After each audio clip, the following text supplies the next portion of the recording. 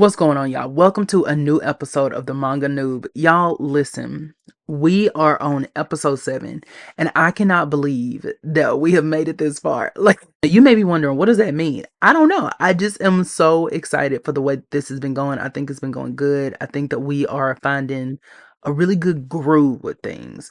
And as much as I loved Spy Family, don't get me wrong, because I have been reading it, and it eats as a story.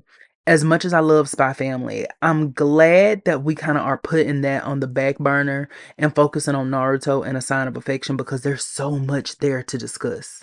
And speaking of discuss, if you want to discuss some other manga, then head on over to my Patreon, patreon.com/power of G, so that you can have some extra bonus content where we talk about other manga that I'm reading. So far, we've covered Tokyo Revengers, we've covered Fire Force, and Smoking Behind the Supermarket with You, which is just, if you know that's my baby. That's my new favorite story. I cannot wait for volume 5 to come out. I think it might have already come out actually.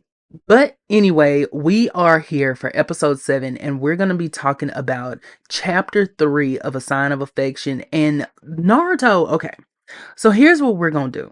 Because at first I said that we were going to cut it up into volumes, but I think that what we're going to do is just do a couple of chapters at a time, because I think that's just easier for me for some reason. Like, there's something about being able to just break it up into different chapters that I think is going to help me kind of take in what's happening a little bit more. So we're not going to go chapter by chapter, but we're going to do a set of chapters at a time. So maybe like 3, 4, something like that. And then we're just going to finish it up. This arc is not going to take that long, so it shouldn't be that many parts to it, but it might, by the time we finish, have like 5 parts. So just be seated and ready for that. So before we get into today's episode, please go ahead and remember to follow the podcast on whatever podcasting app you're listening to, whether it be Spotify or Apple Podcasts. And, leave me a little rating. Go ahead and leave me a couple of stars. Well, leave me 5 stars. Don't just leave me a couple. Leave me 5 stars if you like it. And then if you don't, maybe just kind of tap out. And also go ahead and leave a review. And if you're on Spotify, leave some comments. Just engage with the podcast so that way we can get it out to as many people as we possibly can. And if you're listening on YouTube, then please remember to subscribe to the channel, like the video, leave a comment, and share it with a friend. So in our last chapter, we saw Yuki seeing Itsuomi off so that he could go on his travels abroad to Laos. And we also see him bring her back a souvenir that she may or may not have liked, but I think that she liked it simply because it was from him. And we also see at the end of the chapter that Yuki has decided she is going to choose love. She is going to love this man if she can feel any emotion towards him. So let's go ahead and get into chapter 3 so that we can just see how my baby is going to build on that feeling. So this chapter starts off with Yuki trying to go talk to Rin in the student center or whatever it is. And of course, Oshi comes up. Listen, Oshi, I have already told y'all how I feel about him. This man is just a hater supreme. And basically the whole point of their conversation is for him to see who she's there for. And he knows it's Itsuomi, like, low key, but our girl is trying to play coy and just be like, I'm just here for a friend. And Oshi is seeing right through it. And I mean, at this point, I think it's pretty clear that Oshi has feelings for her. Like, I think that he is showing that he has some sort of jealousy towards Itsuomi, which is funny because they also have a stare down. There's a moment where Itsuomi looks over and he sees Oshi talking to Yuki, and they just lock eyes for a minute, and you can tell Itsuomi is like, what y'all talking about? And then Oshi kind of looks at him like, anyway, and he keeps talking to her. It's very interesting because it sets up this dynamic between the two of them that they're clearly going to be, if not rivals for Yuki's heart. Oshi is not going to just let go. Like, he has these feelings for her and he's clearly jealous of Itsuomi. But what's interesting about their little stare down moment is we don't know yet whether he's jealous or whether he's just trying to see like, oh, so these are your friends. And I think that that's the good part about it, is that it doesn't feel like he's already trying to like take ownership of her or anything like that. It just feels like, what's going on here? Now, right before they have their little stare down, Itsuomi does that thing again that I absolutely hate when he comes over and he like rubs the top of Yuki's head. And I know that we've kind of talked about how the bird part of me would love that. But at the same time, again, I think it just kind of feeds into what Yuki is feeling about not knowing whether this is a novelty for him, whether he see like that kind of gives pet. It really does. It gives pet just a little bit. It gives, let me come rub your head because I see you as a child or I see you as a pet. I see you as something like fun to play with. Like, I don't care for it. But apparently that's Itsuomi's love language and Yuki is okay with it. We are actually going to get some payoff from that later on in the episode. Later on in the chapter though, we're gonna get some payoff to it because at first I thought I was just tripping and I was like, Lord Jesus, I'm just up and making stuff up, but no, we're gonna get some payoff to it. Now of course Oshi has to be a hater supreme and he tells her to be careful essentially with Itsuomi, and she's like, okay, yeah, I sure will, but thank God she stops talking to Oshi and she goes to Reen, and you know Reen is a down friend, baby. If she needs some kind of help, Rena's gonna be the one that's gonna get her. She's gonna be the one that's gonna be cheering her on from the sidelines. And Rena's telling her both of our men are single. And so on spring break, we need to be doing something so we can make some kind of progress. And what's interesting about her saying progress is that Yuki has absolutely no idea what that means. And I will say this because I'm right there with my baby love. When she said progress, I was like, what you talking about? Are you saying that Yuki needs to jump in the sack with this man? Like, what does progress mean? But I think that what she means by progress is you need to make some kind of headway in letting this man know that you like him. Something in y'all's interactions. You need to start interacting with him more. You need to start talking with him more. You need to be having some sort of meaningful conversation with him. And when I thought about it like that, I said, okay, that makes a lot more sense. Because at first I was like, girl, I don't know what you're talking about. Because you kind of, cutting up a little bit. But Yuki figured it out. I figured it out. So we know which way to go from here. Now, what's another significant thing that happens in this moment, though, is while Yuki is kind of wondering, like, how does Itsuomi really feel about me? Her and Itsuomi look at each other and she puts up a sign and he's looking at her like, what? And then the girls that he's talking to turn around and they look. And so, Yuki, God bless her, she kind of is mortified because she's not used to all these people. So Reen takes her over there and it's so cute because Itsuomi says, what did you just sign? And she basically tells him that she said, what's up? Or, what's going on? And he does it. And I love this building up that they're doing of Itsuomi really starting to learn sign language. And you can tell that he's picking it up. You can tell that he's trying to pick it up. And especially after he's already asked Yuki, can you teach me in person? I think that means that not only does he feel a little something towards her, but he's also interested in learning this way that he can communicate with her, the way that he sees Oshi. Like, I think that might be another reason that he was really looking at them was he saw that Oshi was using sign language. And so I think he was kind of paying attention to the fact that he's able to have these fluid conversations with him. And he clearly wants to be able to talk to my girl. And we kind of learn over the course of the story why he has such a love of different languages and communication styles. And it just makes sense why he's so observant and why he's always taking things in. So Yuki decides that she is going to make a sign language book for him. And I just thought that was the cutest thing. I thought it was so cute because she wants him to be able to learn. But then she's looking at the pictures and she's like, I don't know if these pictures are going to, work out the way I want them to. And her mama comes in and was like, oh, what you doing? She asked, first off, her mama's asking her to go to the store, which I don't know why that was hilarious to me, but I almost felt like it was shocking because it seems like Yuki is so sheltered that she wouldn't go to the store by herself. And we actually get some information earlier in this chapter that when Yuki had a very small class because she was in a school, for the deaf. Well, not in a school for the deaf. I think she was just in a class with other deaf children. I'm not 100% sure. I'll have to do some research on that one. But she was at least in a class with other deaf children, and there were only four other kids apparently. So she's always been in a very small group, and she's always been in a really, really small bubble. So when she went to college for the first time, she was like, it just was this whole new world. And she saw people expressing themselves with their hair, with their clothes. Everyone looked the way they wanted to look. And it just, the campus was so big and there were so many people that it just really seemed like a new adventure for her. So when you couple her desire to see this world, this whole new world, how big everything is, when you couple that with Itsuomi's desire to learn new things and go different places, I just think that they're the perfect match. Because they both kind of want the same thing. They want adventure. They want new experiences. They want to be able to. I feel like Itsuomi wants to meet new people. I don't know that Yuki necessarily wants to meet new people, but she definitely wants to see new things. She wants to see all those places that she never thought she would be able to see.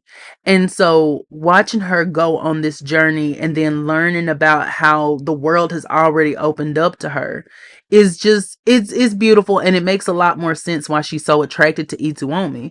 I mean, he's a very good looking man, please don't get me wrong. Like that absolutely makes sense. But I think it also makes more sense when you think about the fact that she is at a point in her life where she's wanting to see what the world is, and he is a person of the world. So it's just a match made in heaven. If you're watching this on the Patreon, I cannot figure out where to put this microphone. I want it to be close enough to my mouth to where it picks up the sound really well, but at the same time, I have no idea how to position it. Like it's just in the way, and I don't know. We're gonna have to kind of figure that out. But I wanted to make sure that I was more in the shot than anything, because I feel like I always try to hide myself. And this is just something I'm gonna leave in here just for us to talk about. But I always feel like I try to hide myself, and so I sit really close to the camera. So I'm trying to sit farther back, and you just listen. I'm exposing myself for y'all. Oh, not exposing. Okay, that's not what I meant. I didn't mean exposing myself. I meant that I am making myself more vulnerable physically and just showing more of me. So hopefully you appreciate that. And if you don't, then I'm sorry, but it's just something I'm gonna do. So here we are. What's okay? So Rin and Yuki go to the cafe, and I realized earlier that I said something that's at the end of this chapter. So while they're at the cafe, of course, they learn that Itsuomi is gonna be traveling for spring break because, child, what else is he gonna do? But he says that he has to save up enough money to be able to do it, and I was like, well, of course he does.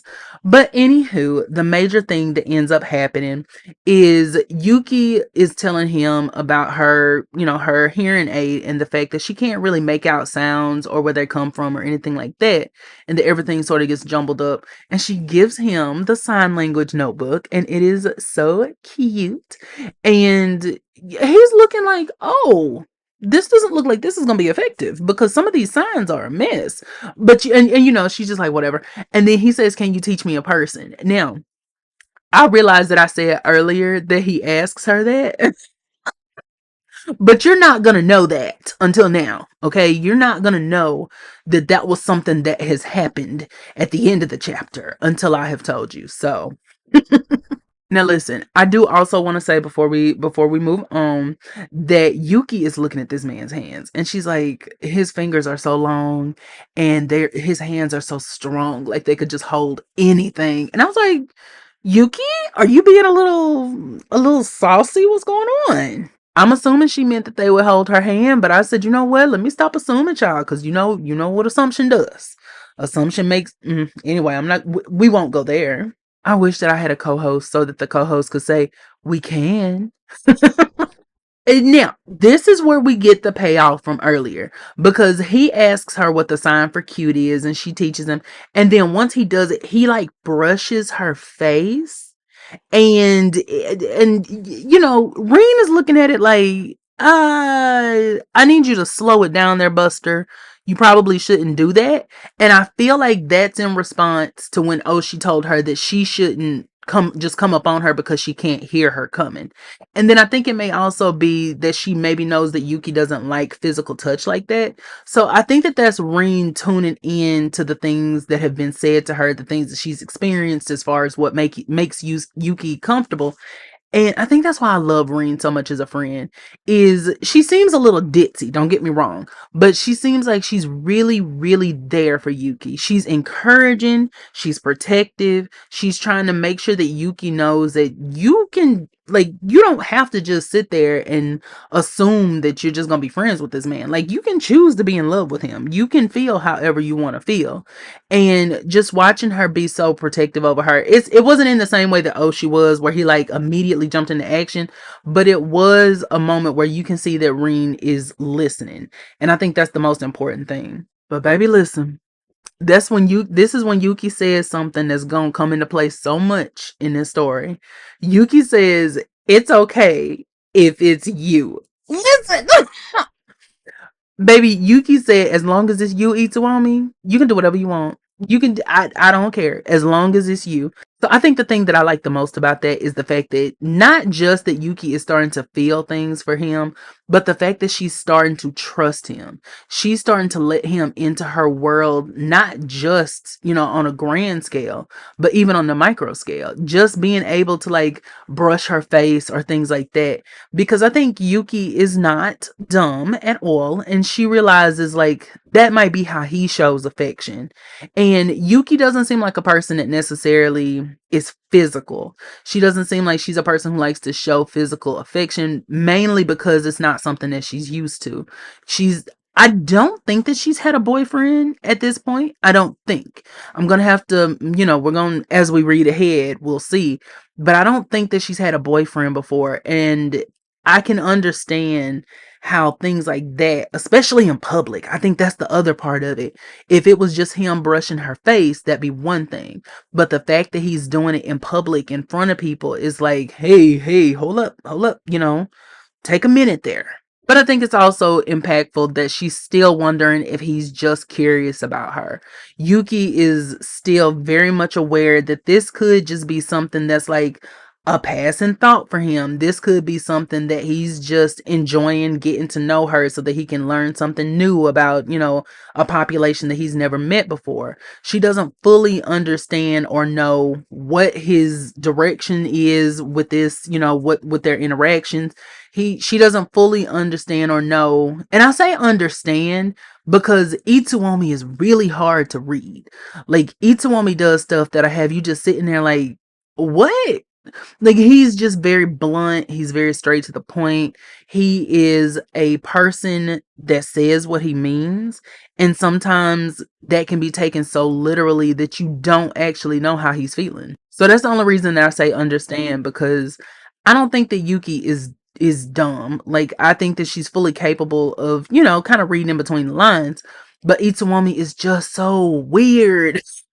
And our baby does not have a lot of experience with other people. She doesn't have a lot of experience. To our knowledge, she doesn't have any romantic experience. So those two things coming together is just kind of like a recipe for confusion. But I also kind of feel like Itsuomi is the kind of person that if you just ask him, how he's feeling, he'll go ahead and tell you. So that may be something that she's also able to tap into, is just being able to find the words and being comfortable enough to ask him those kind of questions. Because right now, what we're really seeing is Yuki just blurting things out and getting nervous and just saying whatever, in the moment that she wants to say, just because she's trying to gain more courage and gain more confidence.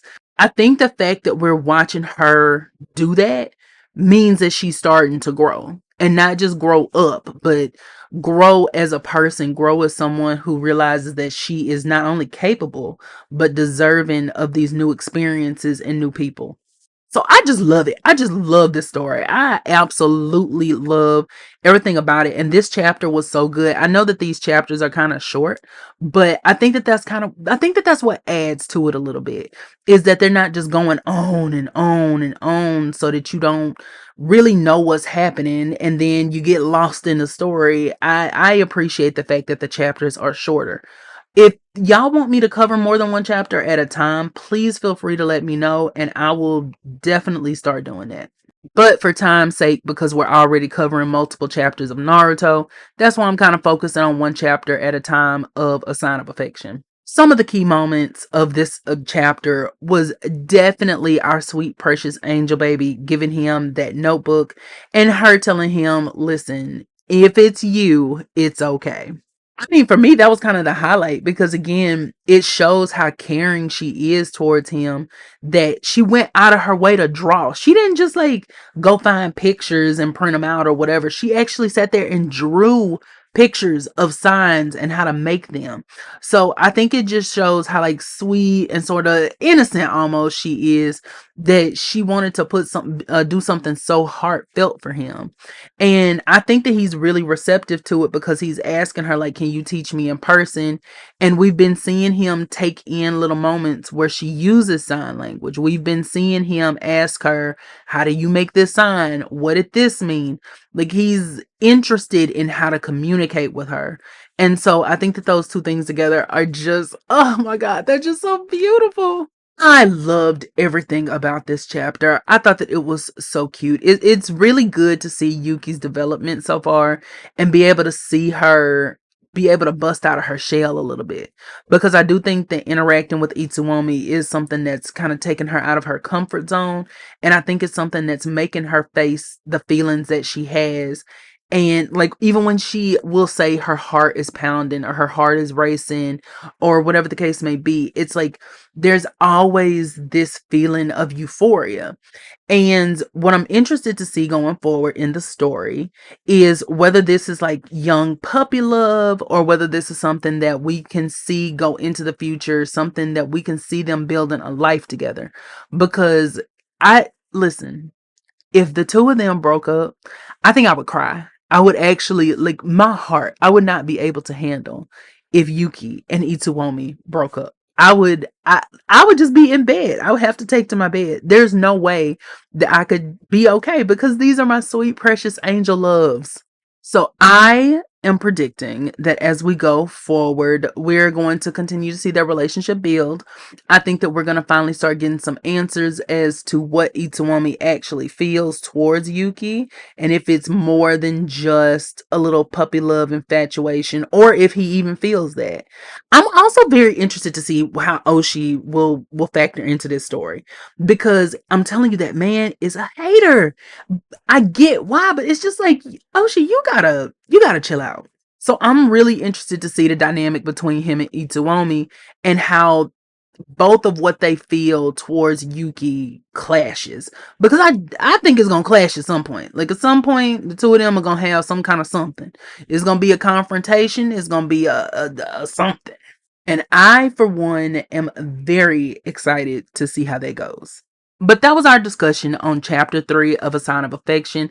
I love this chapter. I really thought it was amazing, and I cannot wait till next week so we can talk about chapter 4. But until then, let's dive back into the Land of Waves arc with Naruto. Now that Naruto has become a ninja, let's see how our boy is actually going to perform. And in this week's episode and this set of chapters, we're going to see him meet his team. And Naruto is part of Team 7. And if you know, you know, because Team 7 is iconic. And I cannot wait to see the dynamics between them. I can't wait to see what adventures they get into and how they bond as a team, if they bond as a team, and if they mesh at all. Because we have to remember that these are other children from the village. And so even though they may not know Naruto, they've heard of Naruto. They know that people don't fool with Naruto. So let's see how that information affects their interactions, or if it even does. So where we left off last week, Naruto became a ninja, and we had a little encounter with Konohamaru, so he's already gotten a chance to meet him, and Naruto is already on his journey to being a legend and an icon, and people are starting to look up to him. And by people, I do mean Konohamaru, but it's a start. You gotta start somewhere, because, do you want to have your first hater? Because he already got his first haters, but now he's got his first fan, and that's what counts. And I know technically Iruka would be his first fan, but I'm gonna count Konohamaru in a different way because Konohamaru is a peer adjacent. So even though he's older than Konohamaru, I just love saying Konohamaru. I'm not. Let me stop fronting. Although that child gets on my nerves, I like saying the name Konohamaru. It's just so extra. It's so dramatic. And anyway, let's move on. So in our next chapter, Naruto is introduced to his team. And this is the big moment, right? This is the big moment in being a shinobi besides when you become a shinobi. It's getting to know the people that you're going to be working with probably for the rest of your career. Well, actually, let me take that lie back cuz I don't know. I'm saying that I know that they can be in the same team when they're, like first ninja, but I don't know if you keep the same people your entire career because some people go on to be in the Ambu, some people go on, to do other things. So and then like if you become a Jonin, but then some of your classmates are still tuning. Mm, anyway, I'm just gonna say that he's gonna meet the people who are gonna be very important to his ninja mission. But I also want to say, just as a quick aside, this doesn't have anything to do with anything. But this chapter is actually called Enter Sasuke, and Mm, it just makes me sick to know that we are going to give that much focus to Sasuke this early, that we have a chapter with his name in it. And then it's not even like chapter 10, it's chapter like 4. Anyway, actually, I lied to y'all, it's chapter 3, but that's not the point. The point is.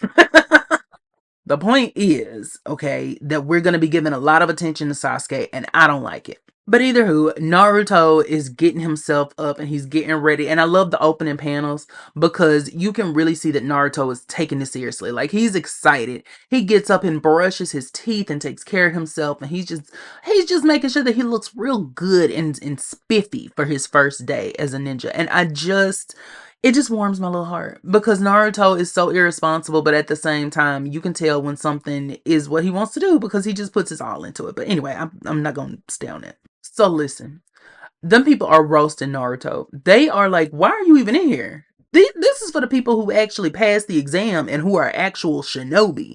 Why are you here? You need to be at the house preparing for the next cycle of exams. And Naruto points to his headband and he tells him, you don't see this? Baby, I'm an entire ninja right now. And so then, of course, here comes Sakura, and Naruto loses his mind because he wants to be paired up with Sakura so bad. They're gonna be in 3-man cells. So I don't know why I'm gonna tell you that there's gonna be 3 of them after I just said they're gonna be in a 3-man cell, but I'm gonna tell you. Naruto wants to be in one with her so bad. And he is just head over heels for this little girl, and she's not paying him no attention. She has her eyes set solely on Sasuke. So then we are introduced to Sasuke Uchiha, who is just apparently the bee's knees in the class. Everyone loves him. And we also see that he's got a little spicy side because Naruto clearly does not like him, especially because he is an object of Sakura's affection. And Sasuke looks at him and is like, do you need something? I said, wait a minute now. Don't play in Naruto's face. That's one thing about it. Don't play in Naruto's face. Yes, he may be staring you down like an idiot. And yes, he may need to back up a little bit. But do not play in my boy's face like that. So let me tell y'all a little funny thing. When I first watched Naruto, I could not stand Naruto. I think I may have told y'all this on here before, but when I first watched the show, I could not stand him. Like Naruto himself got on my nerves because he was just always believe it. I'm gonna be the Hokage, and I promise you, like every single time, I was just like, whatever, Naruto. If you say one more thing about being a Hokage, I swear to God, I'm going to scream.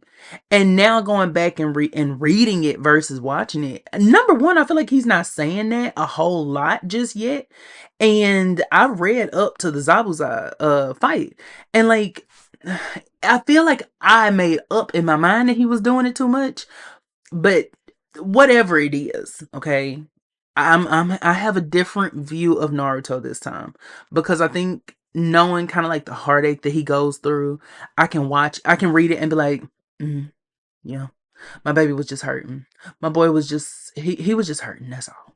Anyways, Sakura is sitting there simping over Sasuke. All the girls are looking at her like, who does she think that she is?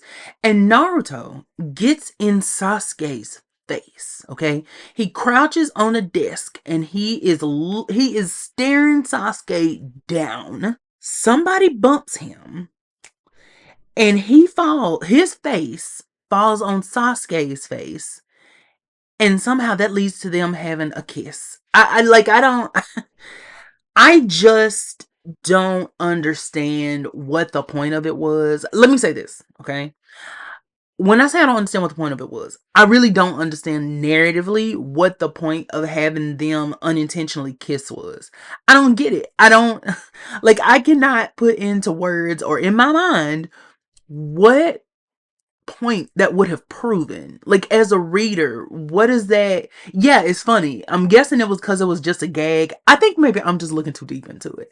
I think that I am giving this too much attention. I'm giving it too much whatever, because to me it doesn't really make any sense.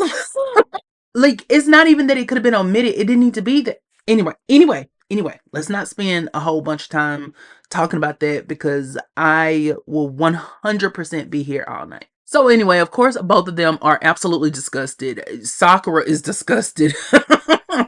And the teacher comes in and lets them know that they're about to be put into their 3-man teams. Y'all are real shinobi now. Y'all are finna be ninja of this village. Y'all are finna represent us when you go out there, so act like you got some sense. So Naruto finds out that he's gonna be in the group with Sakura, and he's just elated and over the moon. And then they find out that the third person in their cell is gonna be Sasuke, which Sakura goes up and Naruto goes down, which is just gonna be a theme in their whole team for a long time.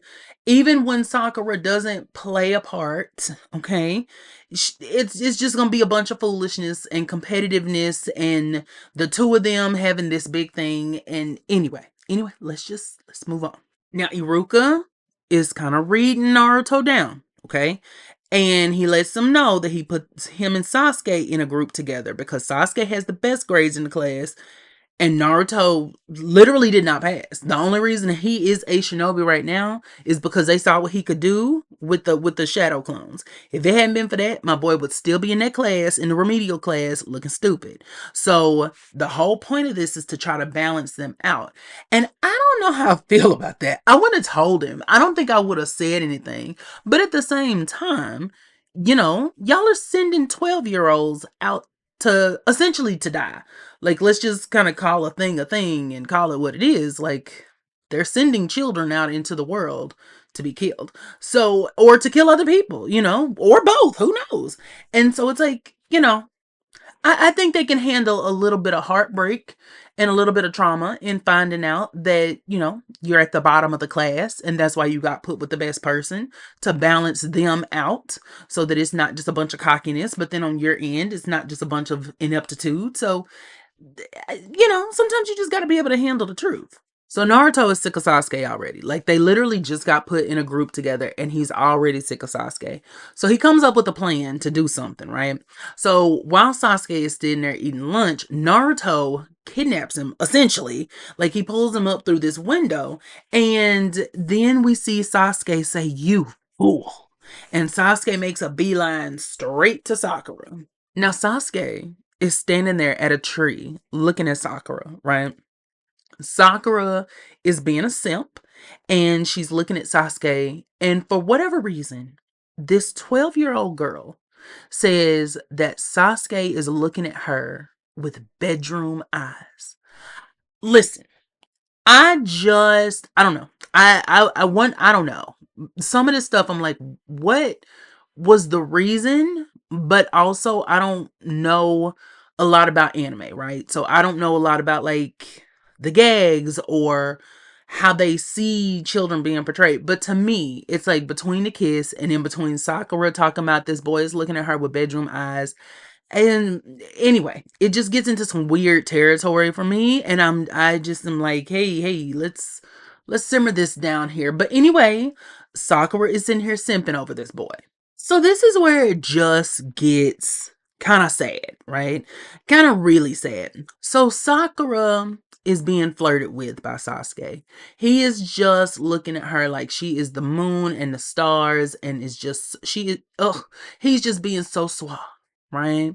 And then they sit down, and mind you, in Sakura's head, I do love that we get the little POVs from her, and we can kind of see what she's thinking and how she's perceiving everything around her. I do like that. And we get her little thought bubbles, and she's saying, if this is a dream, don't wake me up. And here's the thing. Sasuke randomly brings up Naruto. And then he says, I have to ask you, Sakura, what do you think of Naruto? And she just lays it all out on the line. I can't stand him. I hate him. If he had his way, I would never be happy. I had to reread that panel a couple of times because did she really just say that? But according to her, she thinks that if Naruto had his way, she would never be happy. And that is just so interesting to me, because now I want to know how long her and Naruto have been in each other's orbit, because there's just no way that this boy has tried to make your life a living hell the way she's describing it. She's making it seem like Naruto is just the bottom of the barrel. She says she don't even want to be around him. This girl is out of her mind. She's sitting there telling this boy that she would do almost anything for his attention. And I'm like, Sakura, you are a child. Stand up. There is no reason that you should be a bird over this boy the way you are being a bird over this boy. You really need to get it together. And I remember when I was watching the anime for the first time, I couldn't stand Sakura for this very reason, because my thing is like, girl, be serious. Like, why are you sitting here doing all this? Even if I felt that way, right? Even if whatever age I was, even if I felt like I would do anything for that person's attention, there is no way I'm going to tell you that. I'm not going to sit there and tell you I would do anything to get your attention. It just makes her look desperate. And to be a child and be that desperate is crazy to me. But I guess that's just a me thing. Then Sasuke's inner thought is, I finally understand what I see in Sakura, which is so interesting based on what we're about to learn. So we I don't know why I was going to say pan over, but we go to another panel. And we see that Sasuke is tied up with rope and his mouth is bound. Naruto was able to get Sasuke, who apparently has such high ninja prowess. Naruto was able to get Sasuke, tie him up, put tape over his mouth, and then pose as him. So this entire discussion that they have been having has been Naruto talking to Sakura about how much she hates him. And it's so sad in retrospect, first off, that he even felt like he had to do that. Number two, the fact that she has told him all of this. And number three, the fact that he's like, I see why I'm falling for her. What? Like, Naruto, stand up. What is... Naruto's at least makes a little bit of sense, because he doesn't care what kind of attention he gets. Naruto does not care if you love him, hate him, think that he is a loser, if you think that he is just the worst person in the world. He doesn't care, because he just wants some kind of attention from somewhere. So at least he has some sort of frame of reference. I keep saying Sasuke and Sakura because the names are so similar to me. So you're going to hear me do that fumbling a lot. I'm not going to lie to you. Sakura, Sasuke is just right there at each other for me. So I'm trying. But for Sakura to be as desperate as she is, and then again, Naruto's makes sense. Girl, we don't even know nothing about you. Anyway, let's move on, because I will 100% harp on that. So then Naruto, as Sasuke, gets some tummy troubles and he has to run off, right? And he goes and uses the bathroom because my boy his stomach done started bubbling. Meanwhile, Sakura's like, maybe he just had to get up the courage to kiss me. Girl, please. So then Naruto comes up with this stupid little plan to keep on looking like Sasuke so that he can make Sakura hate him. Here's the thing. He doesn't actually have to do that, because Sakura is about to put her own foot in her mouth. So the real Sasuke comes up to Sakura and asks where Naruto is, because, of course, he's probably going to beat him up.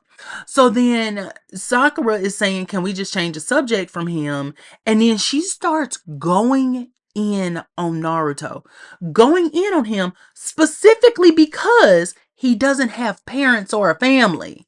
She's saying that this boy is selfish because he's never had anyone to answer to. He's never had a family to love him. And I'm just sitting there like, okay, okay.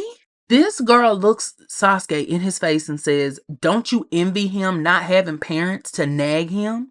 And I'm literally just sitting there like, she's really saying this. Now, I didn't fully know everything that I know about Sasuke, clearly, at the beginning. Because they don't offer that information. So it's not something necessarily that I knew, about Sasuke's hair. There's a fly, and it is on my nerves. So while she's sitting there talking about how having no parents makes you selfish, this boy is an orphan.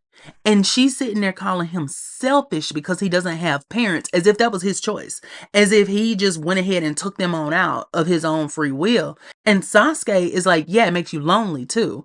And she's like, hey, whoa, what? And it's like, no, don't let this be the time that the cat gets your tongue, because you just sat there and tried to read Naruto because he's an orphan. And now all of a sudden, the fact that somebody is giving you some other perspective, now you just, oh my God, what? Sasuke tells this girl, you get on my nerves. He tells her that you make me sick. He actually says the phrase, you make me sick. And it's just like, the fact that that's what it takes for her to get some sense about her. And that's what it takes for her to be like, oh my God, maybe what I said was not good. Maybe I said something that was mean, inconsiderate, that was, not proper.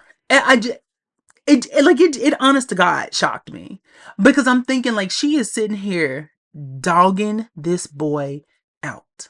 Anyway, Sakura really sat there, and after that encounter is thinking to herself, oh, maybe I can try being nicer to Naruto.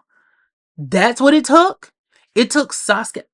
Oh God. Anyway, you're gonna hear me stop myself a lot because I could rant all day about the way that this girl simps over Sasuke. We could have a whole episode devoted to the way that I feel about that, because I hate it. I hate it. I hate it. I hate it. But anyway, at the end, we get Hiruzen, who, again, Hiruzen is always somewhere. Hiruzen is always somewhere doing something, being sage, being wise. And it just seems like he's useless at this point. But anyway, he's telling this man, you're the best person for this job, and you're going to be put over Naruto's team, but another member of the team is going to be Sasuke Uchiha. And the man who has one of his eyes covered is like, this does not seem like it's going to go well, but hey, I'll take it. And with that, we are finished with chapter 3. So let's move on to chapter 4. So our newly formed team is about to meet their new sensei, right? And so Naruto is coming up with this stupid little plan that he's going to let an eraser fall on the teacher's head. It's Naruto, right? But what's funny about this part of the chapter is that we see that internally, Sakura agrees with everything that he's doing and finds it cool. But externally, she's chastising him. She's apologizing to the teacher, things like that. So what I wanted to know was if it was kind of a continuation of her deciding that she was going to be nicer to him. But then I was thinking, if she was going to be nicer to him, then she would be nice to him externally and then internally be talking about how much she hated. So I don't know if they're trying to show us that she actually has a soft spot for Naruto. I don't know. I'm just going to assume that they're trying to show us that she has a softer spot for Naruto than even she realizes. But I think it's also one of those things that reminds us that they're just children. Like, they're literally 12-year-olds running around trying to play ninja. So, I mean, it makes a lot of sense that they're doing stupid little pranks like that. What's so funny though is when Kakashi walks in and the eraser hits him in the head, he tells the three of them, based on his first impression, I hate y'all. I laughed out loud because I said, nah, he hates y'all. Y'all done made this man say he hates y'all. And also we get Sasuke internally saying, ew, look at him, he looks worthless. Sasuke, shut up. Oh God, he gets on my nerves so bad. That cockiness, it's that cockiness. So anyway, Kakashi takes our 3 young shinobi and he's, wants to play a little game, a little get to know ya. And he asks them to tell them the things that he loves, that they love most, the thing that they hate most, and just a couple of other little things like what are your dreams, hobbies, things like that. And when they ask him, it's so funny because when they ask him to give them an example, he's like, my name is Kakashi Hatake. Or is it Hakate? Hatake? Wait a minute. Let me go back and look. Wait a minute. Hatake.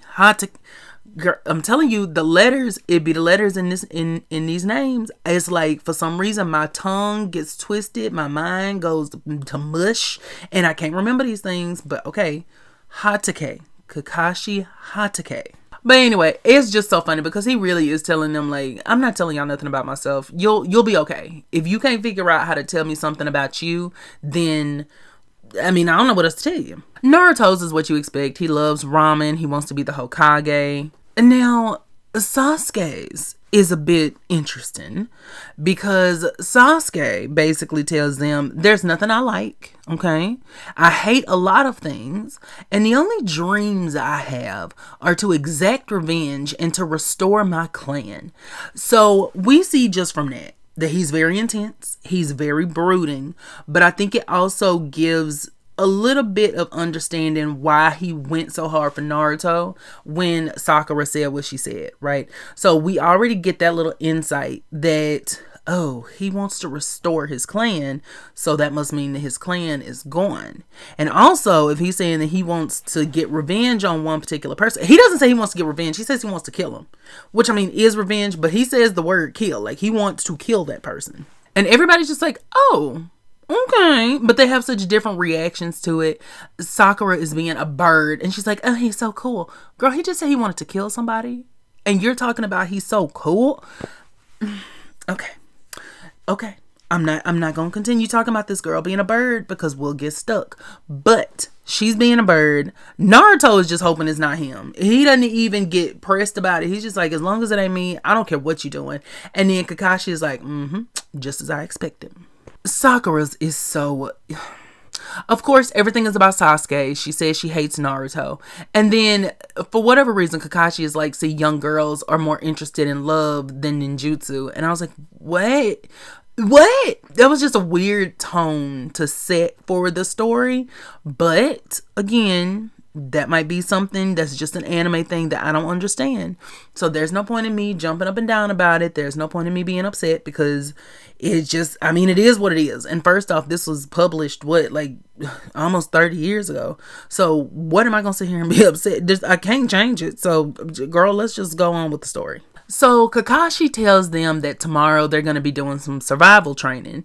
And they're kind of confused because they did that in the Ninja Academy already. And they don't know, like, what the big deal is. Kakashi tells them that they're going to have to survive against him and that there's a 66% chance that they are going to fail. And immediately everyone just starts kind of like, Naruto of course falls to pieces, Sakura whatever, and then Sasuke, even he has a little bead of sweat going down his face. So Kakashi is finding this entertaining. He's tickled by it, which I mean, I would be too, because I'm like, y'all were up here talking a big game and now all of a sudden y'all getting scared. Don't get scared now. Basically, if they fail this test, you gotta hightail it on back. I'm sorry, you're not gonna be, y'all ain't shinobi. You're not shinobi material if you cannot pass this test. And he tells them not to eat breakfast unless they want to throw up. And I was like, well, what is you gonna be putting them children through that they might throw up? But we found out why later on. Naruto, bless his heart, he stays up all night long trying to prepare for tomorrow, and God bless him is all I can say. Just God bless him. I think he could have stayed up for a week and it wouldn't have mattered. But anyway, we get into the test, and the test is 2 little bells, the iconic little bells that they are going to have to get away from Kakashi. Now, they have to get these bells from him by the time that the timer sounds at noon. Now, he tells them that whoever doesn't get a bell from him is going to be tied to a stump and they're not going to get anything to eat. And not only are they not going to get anything to eat, they're going to be the first one of them to fail. And they're going to have to go back to the Ninja Academy. I was like, oh my God, this just seems like the fact that they are underestimating him already. And like, girl, this seems crazy. This don't seem weird to y'all that this man is doing this? But they're children, okay? And they have all the confidence in the world, and they think they know everything, and they think that they are just they are the future. And now Kakashi tells these folks to attack him like they mean to kill, okay? He straight up says, attack me like you mean to kill. You can use shuriken, you can use whatever you want to use. Just come at me, bruh. So then Naruto is laughing at him, talking about, you couldn't even dodge an eraser, so how can you dodge our attacks? And Kakashi low-key reads that boy and is like, anyway, don't even listen to the dunce because only the weak speak loudly, okay? And we're not listening to the dunce. We're gonna start on my command. And Naruto takes out his shuriken and he literally lunges at Kakashi. He is ready to stab him in the face. I was like, why is my sweet precious angel baby trying to kill this man? I really felt like he was trying to kill him. I genuinely feel like had Naruto been able to land that shuriken, maim that man, he would have impaled his face. He would have taken that man's eye out. I was like, it was impressive. I'm not gonna lie, it was impressive because Naruto had some anger welled up in him. But I think it's because also Sasuke had already called him a dunce, and so it took him back to that, and it triggered him, and he is just so desperately trying to prove his worth that he got so angry. And I was like, that should be y'all's first indication that this might not be the boy to mess with. But they keep on underestimating him for some reason and thinking that Naruto is not capable. And I'm like, that boy got so upset that he came at your face with a shirt. Anyway. But anywho, Kakashi stops him without really even thinking about it. Like, there's not even a moment where he's like, oh my God, what am I going to do? He immediately is just like, okay, congratulations. Like, he just subdues Naruto. And then he's like, you know what? You really tried to kill me. So maybe that means that you're starting to respect me. I think I do like y'all three, actually. Y'all are going to be cute. Y'all are a cute little team. And then he's like, all right, y'all ready? Let's go. Now, chapter 5 is really just filled with a lot of action panels, and it's filled with a lot of like them actually trying to come at him and them trying to get the bells. So it's kind of quicker, than the other chapters. One of the big things that happened is that at the beginning of it, Naruto and Sasuke and Sakura are all, they're gearing up for it. And Kakashi is saying like one of the biggest skills that a ninja can have is being invisible. So of course, Sakura and Sasuke are hidden. Well, here comes Naruto just being loud out in the open. I do think though that this is going to speak a lot to Naruto's character going forward because he really wants it to be a real match. Like to him, he doesn't want it to be something where he's hidden and no one can see him and he's sneaking up on a person. To him, being a ninja actually means like going head to head, face to face. You see me, I see you, and we're going up against each other. So I think that speaks a lot to his character, but it also shows that he doesn't actually fully understand what a ninja is supposed to be. You're not supposed to be loud. Yes, you want things to be fair, and yes, you want things to be, an even, equal match. But sometimes, Naruto, you just have to hush, and you have to wait, and you have to see what your opponent is gonna do. You have to see how they move. But that's not how Naruto thinks. Naruto is very like, let's just get her done. Let's go ahead. Let's get into this, and whatever happens, happens. So Kakashi makes it seem like he's gonna go for a weapon, right? Like Naruto is already on guard. He's ready. Y'all, why does Kakashi pull out a book and he starts reading? And he's like, it doesn't matter if I'm reading or not because who I'm going up against, I can do this with one hand. Girl, I would have quit. I'm not gonna lie to you. I don't have the gusto that Naruto has because I would have got up and I would have left that very moment. And that would have been it. I just would have been done and I would have gone back to the house. I would have sat there with my little spoiled thing of milk, okay? Ate my noodles, and that would have been it. And we would have called it a day. But not Naruto. Naruto goes full steam ahead. And of course, Kakashi is just dodging him. And by the way, let me say this, because we've talked a lot about panels in this and A Sign of Affection.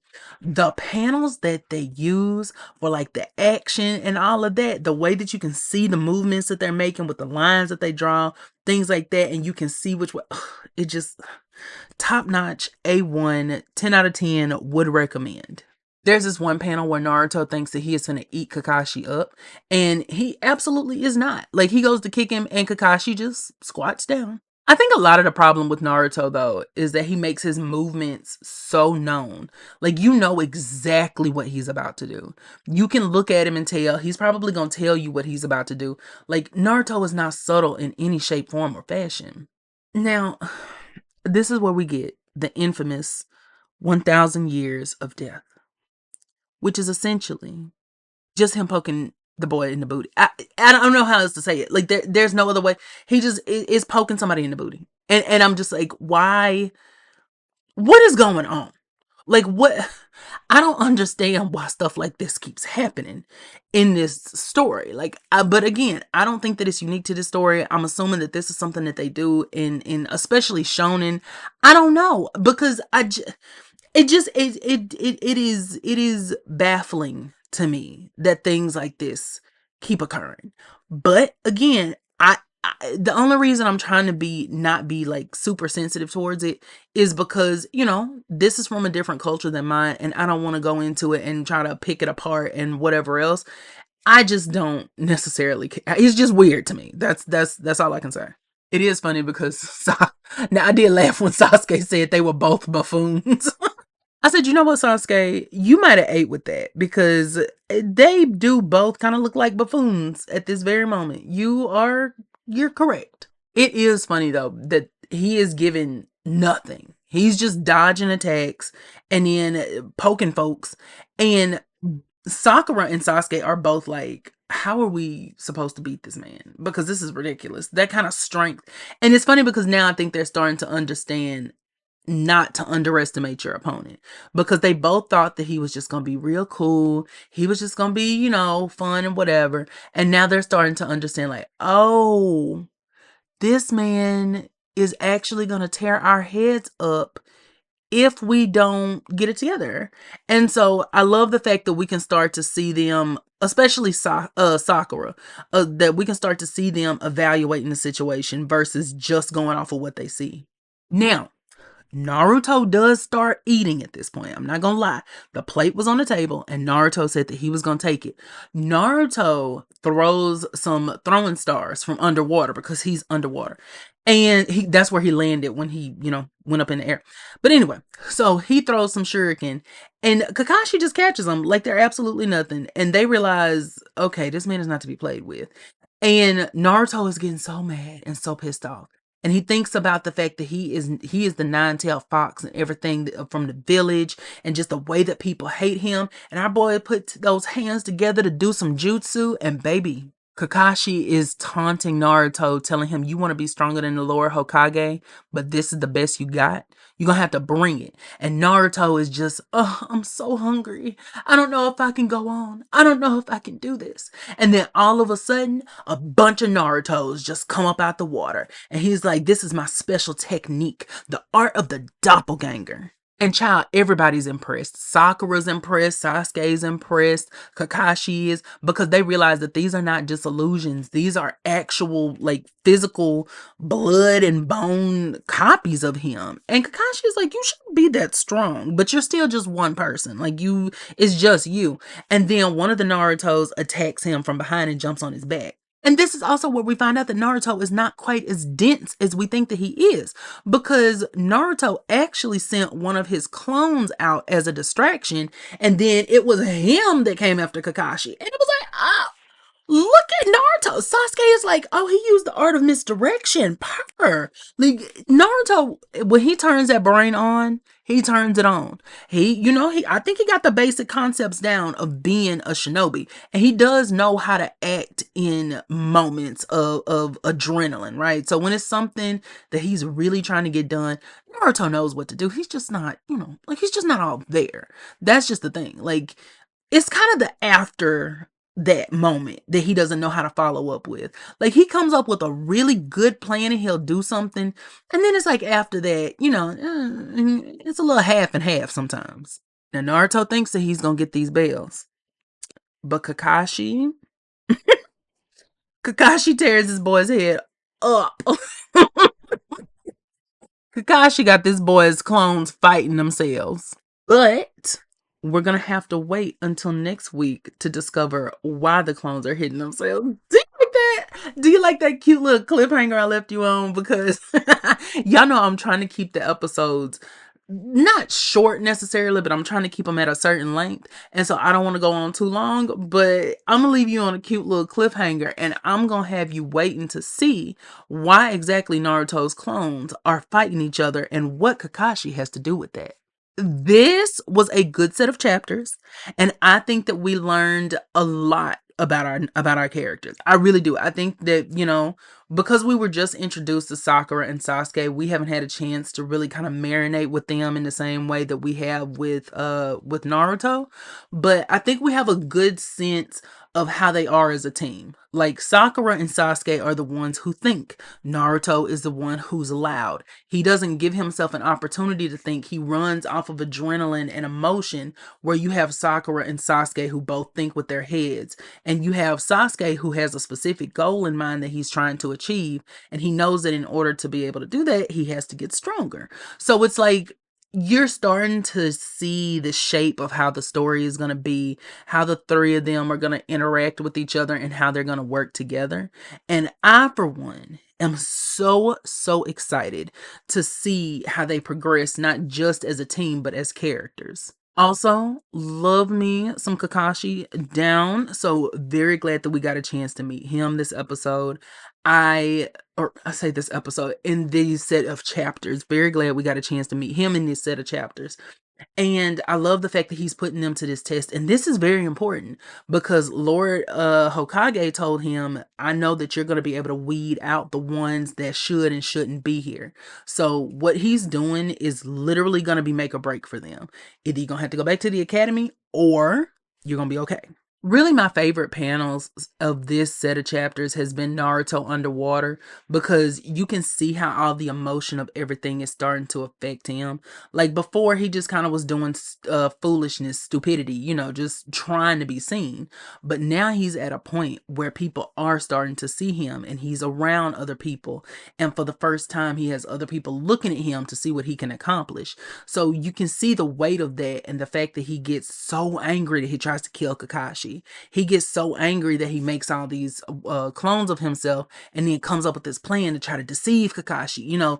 We're starting to see how Naruto thinks, and we're starting to see how his emotions run him, unfortunately. So I'm excited to see how he develops with that, to see how he grows into it or past it. But with that, y'all, I'm going to go ahead and I'm going to end this episode. And next week, we'll be back for, I want to say, chapter 4 of A Sign of Affection. And we'll be talking about the next couple of chapters, starting with chapter 6 of Naruto. So I'm so excited. I hope that you have fun. I hope that you had a good time with this discussion. And I really hope that you're reading along, because if you are, please let me know what you're thinking of the story so far. Let me know where you're at. Let me know if you're enjoying it, if you're not. Which characters do you love? Which ones do you not? I cannot wait to hear from you.